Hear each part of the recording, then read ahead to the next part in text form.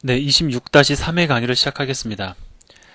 자, 이번에 여러분들에게 설명드릴 내용은 조건부 컴파일을 위한 매크로입니다. 그러니까 앞에서 우리가 샵 디파인, 뭐 펑션 라이크 매크로, 오브젝트 라이크 매크로 등등 뭐 몇 가지 매크로들을 이제 살펴봤는데요. 그것 이외에 또 다른 매크로들이 있어서 여러분들에게 소개를 드리려고 합니다. 오히려 앞에서 봤던 것보다는 훨씬 더 쉬운 매크로입니다. 왜냐면 매크로가 이런 거랑 비슷해요. if, else, 뭐 그다음에 뭐 또 else if 연결을 해가지고 if, else 뭐 이런 거 있죠. 만약에 뭐뭇이 참이라면 뭐뭇을 하고 아니라면 무엇을 한다. 이것과 상당히 유사합니다. 그래서 여러분이 사실은 쉽게 공부할 수 있는 내용입니다. 자, 그 다음에 여기서 공부하는 이 조건부 컴파일을 위한 매크로는요. 우리가 26-3에서 공부하지만 27번째, 즉 마지막 강의가 이루어지는 27번째 챕터에서 우리가 유용하게 사용을 합니다. 그러니까 이걸 어디다 써먹을지 이걸 먼저 공부하지 마시고요. 뭐 그걸 먼저 고민하지 마시고요. 아, 이게 이런 거구나 라고 여러분들이 문법적으로 일단 이해를 하셨으면 좋겠습니다. 자, 일단 요 그 제목을 보도록 하죠. 우리가 제목에서부터 알 수 있는 사실이 한 가지 있습니다. 자, 조건부 컴파일이라는 게 뭐냐면요. 여기서 얘기하는 조건부 컴파일이라는 것은 조건이 참이면은 이거를 컴파일을 하고 조건이 거짓이면 얘를 컴파일하지 마라. 뭐 그런 뜻입니다. 그냥 제가 펼쳐서 말씀을 드리면, 즉 코드가 뭐 이렇게 쫙 있어요. 근데 나는 이 중에 일부를 갖다가 어떠한 특정 조건이 만족이 되면은 컴파일의 대상에 포함을 시키고, 그 조건이 만족이 안 되면은 난 이걸 컴파일 대상에서 제외시키고 싶다. 즉 조건이 맞으면 컴파일을 시키고 조건이 맞지 않으면 컴파일을 안 시키겠다. 이것이 바로 조건부 컴파일입니다. 자, 우리가 지금까지 경험해 본 내용이 아니죠. 자, 우리가 지금까지 작성했던 모든 코드들은 다 컴파일의 대상이었습니다. 근데 이제 코드의 일부를 갖다가 조건부 컴파일의 대상에 놔서 경우에 따라서는 컴파일 대상에서 제외를 시킬 수 있는 그러한 형태의 매크로를 우리가 공부를 하는 겁니다. 되게 거창하게 시작을 했지만 사실은 어렵지가 않습니다. 그래서 예제를 보고 바로 말씀을 드리겠습니다. 자, 여기서 매크로 한번 찾아보세요. 제가 말씀 안 드려도 바로 찾으실 겁니다. 여기 보면 if, 그 다음에 여기 end if 있죠. 샵으로 시작하니까 얘가 매크로다라는 걸 여러분들이 느끼셨을 겁니다. 얘도 샵이 있고 얘도 샵이 있으니까 자, if, end if, if, end if 이게 바로 매크로입니다. 자, 매크로인데 지금 보면은 일단 좀 다른 얘기를 먼저 해볼게요. 보통 보면은 지금 코드가 들여쓰기 이후에 이 라인에 맞춰서 쫙 들어가야 되는데 얘가 지금 튀어나왔죠. 이건 뭘 뜻하는 거냐면 얘는 소스 코드가 아니다라는 겁니다. 실제로 컴파일러에 의해서 컴파일되는 코드가 아니고 사실은 얘는 레이블과 같이 어떤 위치를 갖다가 표시하는, 즉 소스 코드의 어떠한 그 뭔가를 갖다가 표시하기 위한 문장이다. 그런 뜻으로 해석을 하시면 돼요. 그러니까 뭐 여러분들 지금 예전에 경험을 해보셨겠지만 우리가 스위치문 같은 경우에 보통 이제 여러분들이 사용하는 그 개발 환경 케이스문이 어디로 들어가냐면 여기 들여쓰기에서 여기서 케이스가 들어가는 게 아니고요. 요 맨 끝에 당겨져 있었습니다. 왜 그러냐면 요 위치를 표시하기 위해서 보통 이제 우리가 그 레이블이라는 얘기 예전에 했었죠. 여러분들에게 제가 고투문 설명을 드리면서도 레이블에 대해서 말씀을 드린 적이 있습니다. 레이블 책을 갖다 놓고 보면은요, 레이블은 어떻게 되어 있습니까? 옆으로 튀어나와 있죠. 그래야지 요거를 기준으로 해가지고 요게 뭐냐면 지금 그 여러분들 흔히 아는 특정 그 이름을 얘기해서 좀 그럴 수도 있지만 뭐 포스트잇 같은 거 갖다 붙이지 않습니까? 우리가 레이블이라고 하죠. 아니면 뭐 견출지 뭐 그런 거 이제 옆으로 튀어나와 있죠. 그래서 얘들도 실제로 그런 어떤 견출지와 같은 그 레이블과 같은 유사한 역할을 한다라고 해가지고 이렇게 왼쪽으로 빼놓은 겁니다. 그러니까 뭐 실제로 여러분이 직접 빼지 않아도 비주얼 C++ 상에서 여러분들이 이제 타이핑을 하다 보면 자동적으로 빠져요. 그 빠지는 이유를 여러분들 빠졌을 때 당황하지 마시고요. 아, 이게 그 어떤 위치를 갖다가 지정하는, 그러니까 뭐 무언가를 갖다 표시하는 레이블로서 작용을 하는 거구나. 그래서 왼쪽으로 빠졌구나. 그렇게 생각을 하시면 됩니다.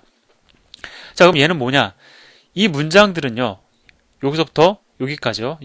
여기서부터 여기까지가 아니라 요거 하고 요거. 예, 얘네 둘은 선행 처리기에 의해서 선행 처리가 끝나면 빠지는 애들입니다. 뭐 다 마찬가지죠. 샵 디파인도 마찬가지고 샵으로 시작하는 것은 선행 처리가 끝나면 다 빠집니다. 그러니까 얘네들도 빠지는, 즉 컴파일의 대상은 아닌 거죠. 자, 그럼 얘가 의미하는 게 뭐냐? 뭐 바로 말씀을 드리겠습니다. if 만약에 add라는 것이 참이라면, 자, 근데 여기서 생각을 해보자고. add가 뭘까? 뭐 예를 들어 인티엄 변수 아니면 뭐 부울형으로 뭐 서는데 뭐? 자, add가 뭘까요? 하나 확실한 건 뭐냐면 선행 처리. 우리가 얘기하는 선행 처리는 컴파일 이전에 일어난다라는 겁니다. 변수 넘이 의미를 가지려면 얘는 언제 의미를 갖습니까? 컴파일러가 컴파일을 할 때 인식이 되는 이름이 되는 거죠. num2라는 것이. 즉 우리의 함수 출문장, 변수 선언, 아니면 함수의 정의 이런 것들은 사실상 컴파일러에게 인식되는 문장이에요. 선행 처리기가 이거는 변수네? 이건 함수 출문장이야. 야 이건 함수의 정의다. 야 이거 알 수 있을까요? 얘는 모릅니다. 얘는 되게 단순해요. 이게 뭔지도 모르고 바꾸라면 그냥 바꿉니다.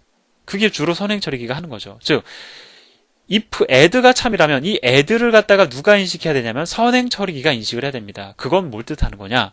add는 변수의 이름도 아니고 함수의 이름도 아니고 얘는 매크로다라는 겁니다. 왜? 매크로만 선행 처리기가 인식할 수 있기 때문이죠. 자, 그래서 선행 처리기가 이걸 딱 보는 순간 add라는 것을 갖다가 1로 정의를 하라는 거구나. 자, 그 다음에 min이죠. min을 갖다가 0으로 정의를 하라는 거구나. 라고 일단 선행 처리기가 그냥 이해를 합니다. 인식을 합니다. 그 다음에 이제 add는 1로, min은 0으로 다 바꿔버리잖아요.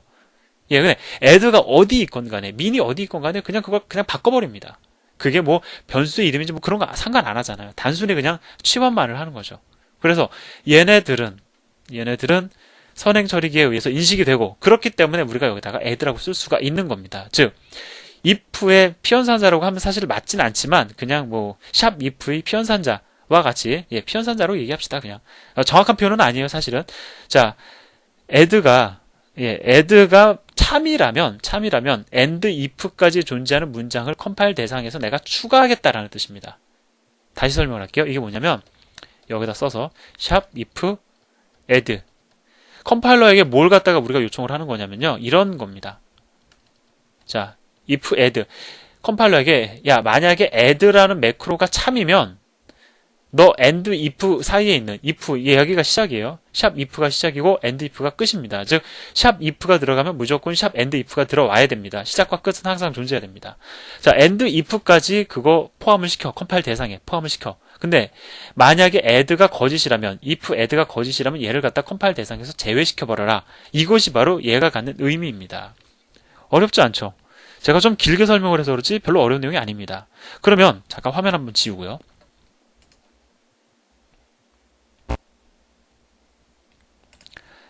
자, 그럼 한번 보자고요. 일단 add는 1입니다. 근데 1은 0이 아닌 값은 사실 참이죠. 따라서 add는 현재 참입니다. 그 다음에 min은 0인데 min은 거짓이에요. 0이니까. 자, 따라서 선행 처리기가 이것을 인식을 한 다음에 그 다음에 이제 쭉 내려갑니다. 샵 if.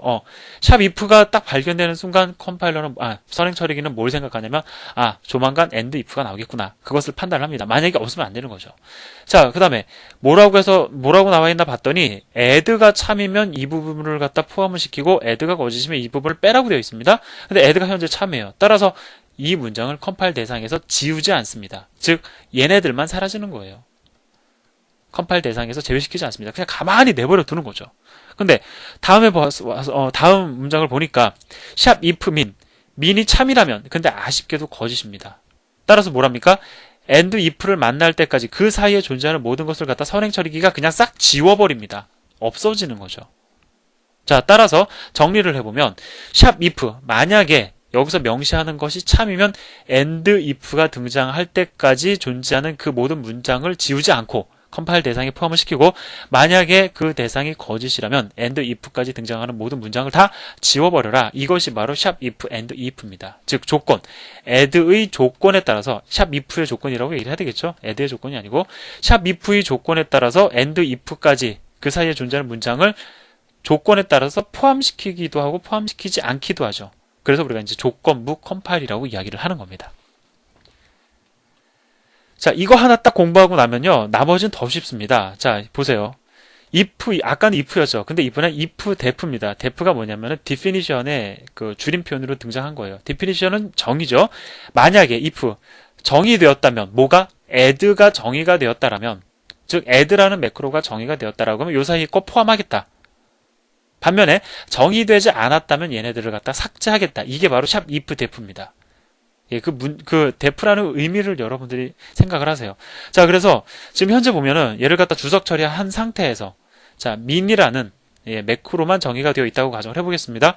자, 그 상태에서 선행 처리기가 이 문장을 딱 봅니다. add라는 매크로? 난 본 적이 없어. 본 적이 없죠. 주석 처리되어 있으니까.